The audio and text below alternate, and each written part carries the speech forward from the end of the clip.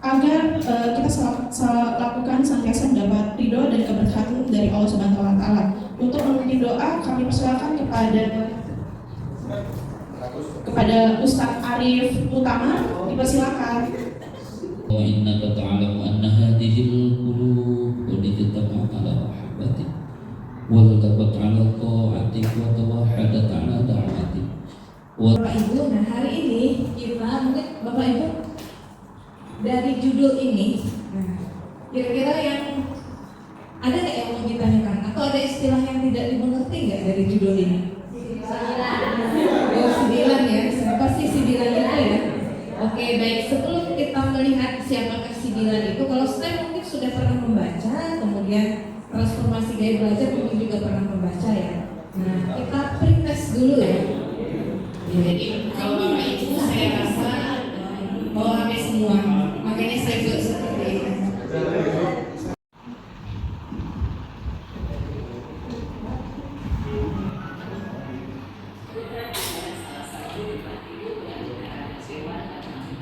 Pertama, kita tidak bisa mengukur diri kita dengan orang lain. Kemudian tidak boleh memaksakan kelebihan orang lain harus sama dengan kita pun dan sebagainya. Jadi kita harus menghargai perbedaan itu. Salah satunya dengan tetap belajar dan aplikasi kepada keseharian kita. Terima kasih. Untuk anak yang gaya belajarnya audio, biasanya dikasih diperdengarkan lewat lagu atau slide. Oke, untuk melihat gaya belajar mereka. Sedangkan dengan menggunakan sidiran itu cuma butuh waktu langsung ya, paling cuma 1 minggu. Nah itu mempercepat 6 kali lebih cepat. Nah ini untuk siswa berkebutuhan khusus. Nah kita lanjut ya. Nah, oke ini ya Bapak Ibu ya. Jadi sidiran itu sebenarnya singkatan Bapak Ibu ya. District Learning Media Management. Jadi kenapa dibuat fisik ya, karena kita latar belakangnya dari fisika, jadi buatnya namanya fisik. Awalnya seperti itu ya, jadi ini tidak diubah sampai sekarang. Nah, gimana caranya Bapak Ibu menggunakan ini? Nah, silakan Bapak Ibu, di situ ada link browser. Nah, Bapak Ibu sebelumnya sudah tahu nggak gaya belajarnya seperti apa? Bapak Ibu udah yakin begitu hasilnya? Atau hanya dikira-kira, oh kayaknya istilahnya auditori, saya dengan musik terus ya, berarti saya auditori. Bapak Ibu kan mengajarkan berwudu itu ke anak-anak. Nah itu kaitannya dengan sainsnya di mana? Tentang air ya. Air itu sifat-sifat air mengalir dari atas ke tempat yang tinggi ke tempat yang rendah. Nah jadi itu diajarkan, tapi kadang-kadang itu tidak hasilnya, karena kita fokusnya ke bidang kita. Kemudian engineeringnya gimana? Mungkin membuat misalnya sebuah rancangan bagaimana aliran air bekas itu tidak kotor kemana-mana. Itu bisa. Kemudian jadi STEM itu mengintegrasikan beberapa mata pelajaran sebenarnya Bapak Ibu ya. Tapi apakah semua mata pelajarannya itu porsinya seperti apa ya? Sesuai dengan mata pelajaran inti Bapak Ibu. Kayak fikih tadi. Fikih itu kan intinya dia berwudu, tapi kan air ya. Air, jadi kita ngomongin airnya sedikit aja. Secara sains itu seperti apa, kebutuhan air, jadi kita harus berhemat. Ya. Kemudian ada bahasa dan sains juga. Misalnya dia membuat diorama atau papan kuis. Cerita sains itu bisa ya Bapak Ibu. Kemudian kita akan memilih materi SD yang cocok untuk STEM. Kembali ke mata pelajaran Bapak Ibu semua ya. Jadi dipikirkan kira-kira saya mau seperti apa gitu ya. Nah, jadi di sini Bapak Ibu akan memilih satu materi yang akan diajarkan. Kemudian tentukan apakah ini ada unsur sainsnya, apakah unsur teknologinya ada, apakah ada unsur engineeringnya dan matematiknya. Nah, jadi Bapak Ibu bisa setelah memilih bisa checklist. Berhubungan nggak dengan kehidupan sehari-hari ini? Oh berhubungan, checklist. Dapat diamati nggak? Oh, dapat. Memungkinkan nggak dia melakukan percobaan atau pengamatan sederhana? Nah, percobaan atau pengamatan sederhana itu bagian dari sains ya Bapak Ibu ya. Jadi kalaupun tidak dilakukan juga tidak apa-apa, yang penting ada konsep sainsnya. Mungkinkan nggak dia membuat produk, merancang model atau produk, prototipe atau gambar atau poster? Nah, itu boleh, itu engineeringnya. Kemudian dia menghitung nggak? Dia memetakan nggak?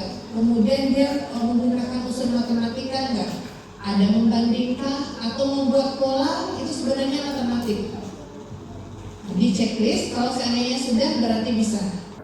Jadi siswa dapat mengamati penggunaan air, menghitung volume air, merancang poster atau alat pengingat untuk hemat air. Nah, ini bisa.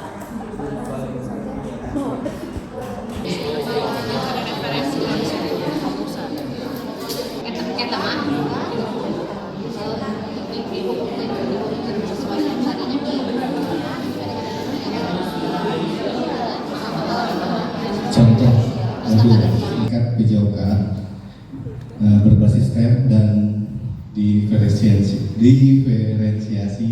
sidilan. Untuk kelas yang saya ambil adalah kelas 4, mata pelajarannya tentang kebugaran jasmani dan penguatan detak jantung sederhana. Untuk profil awal sidilan, guru menggunakan instrumen atau aplikasi sidilan yang tadi sudah dicoba sebelum pembelajaran untuk melihat kecenderungan atau profil belajar siswa. Hasilnya digunakan sebagai dasar menyusun aktivitas belajar. Atau urutan sirkuit aktivitas fisik. Nah, jadi dia bentuk produknya apa nanti Pak?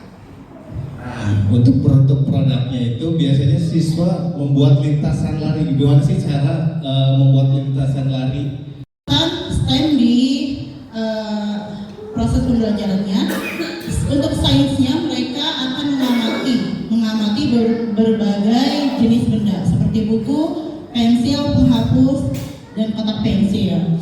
Mereka nanti mengamati benda-bendanya itu mana yang lebih panjang, mana yang lebih pendek.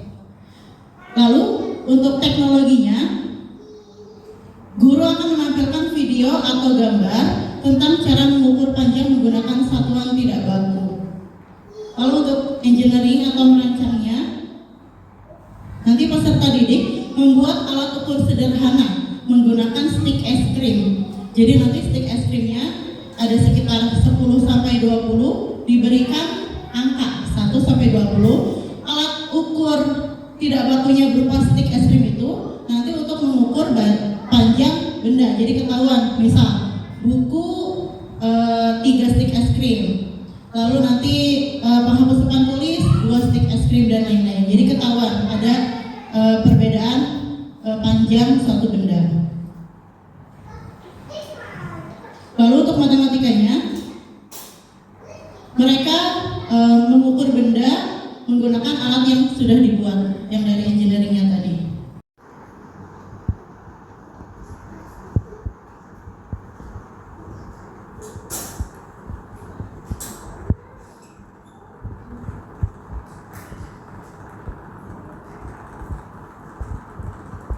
Pertama saya sendiri ya bisa menentukan lebih spesifikasi lagi tentang gaya belajar dari kita, terutama tadi yang dari isian kita sendiri. Alhamdulillah ini dapat membantu untuk awal kita menentukan peserta didik dengan gaya belajar masing-masing, karena memang dengan gaya belajar ini bisa dapat mencapai tujuan dari hasil yang kita ajarkan. Alhamdulillah, terima kasih banyak kepada semuanya yang ilmu yang telah diberikan dari Ibu, mudah-mudahan bermanfaat. Assalamualaikum. Misalkan terapkan di kelas, kemudian buat RPP yang sesuai dengan mata pelajaran kita. Nanti di rumah kemudian integrasikan stepnya.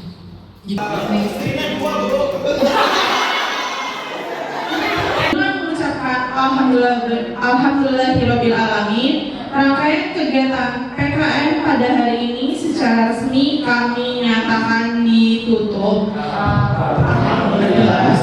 Sehingga mudah-mudahan kita bisa memaksimalkan kehadiran kita di sini untuk mendapatkan ilmu yang tentunya akan coba kita maksimalkan. Walaupun yang hadir di sini tidak semua guru mapel gitu ya. Ada guru Al-Quran, guru tahfidz yang mungkin ada pertanyaan, Ustaz, kira-kira saya dengan STEM nyambung nggak ya, begitu ya? Insya Allah nyambung. Insya Allah sambung gitu ya. Insya Allah nyambung karena di Al-Quran sendiri banyak perihal-perihal yang mengaitkan dengan materi-materi yang ada begitu. Tentunya guru Al-Quran akan jauh lebih memaksimalkan perannya nanti, walaupun ini bukan secara keilmuan, bukan keilmuan saya, tetapi yang pasti setiap ilmu yang kita dapatkan mudah-mudahan itu menjadi bentuk pengembangan diri kita untuk